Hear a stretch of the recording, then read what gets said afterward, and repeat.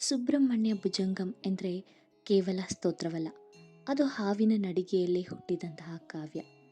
ಸಮುದ್ರದ ಅಲೆಗಳ ಮೇಲೆ ನಾಗರೂಪದಲ್ಲಿ ಬಂದ ಮುರುಗನನ್ನು ನೋಡಿ ಶಂಕರಾಚಾರ್ಯರು ಈ ಸ್ತೋತ್ರವನ್ನು ರಚಿಸಿದ್ದು ಹೇಗೆ ಗೊತ್ತಾ?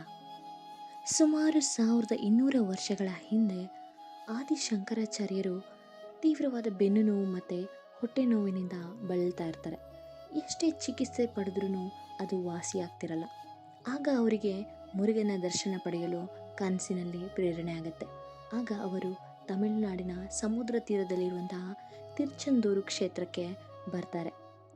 ಶಂಕರಾಚಾರ್ಯರು ಸಮುದ್ರ ದಡದಲ್ಲಿ ಕುಳಿತು ಧ್ಯಾನ ಮಾಡ್ತಿದ್ದಾಗ ಅವರಿಗೆ ಅಲೆಗಳ ಮೇಲೆ ಒಂದು ಅದ್ಭುತ ದೃಶ್ಯ ಕಾಣಿಸುತ್ತೆ.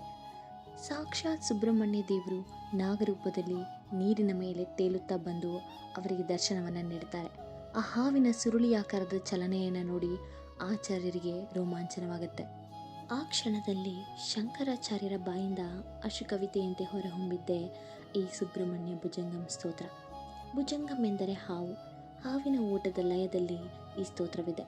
ಈ ಸ್ತೋತ್ರವನ್ನು ಪಠಿಸುತ್ತಿದ್ದಂತೆಯೇ ಅವರ ವರ್ಷಗಳ ಕಾಲದ ಕಾಯಿಲೆ ಕೇವಲ ನಿಮಿಷದಲ್ಲಿ ಮಾಯವಾಗುತ್ತೆ.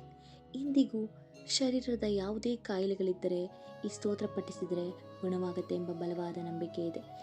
ನೋಡಿದ್ರಲ್ಲ ಸ್ನೇಹಿತರೆ, ಈ ಸುಬ್ರಹ್ಮಣ್ಯ ಭುಜಂಗಂ ಸ್ತೋತ್ರ ಹೇಗೆ ಹುಟ್ಕೊಂತು, ಅದರ ಶಕ್ತಿ ಏನು ಅಂತ. ಇದೇ ರೀತಿಯ ನೈಜ ಕಥೆಗಳಿಗಾಗಿ story byte Kannada channel like ಮಾಡಿ, ಸಬ್ಸ್ಕ್ರೈಬ್ ಮಾಡಿ.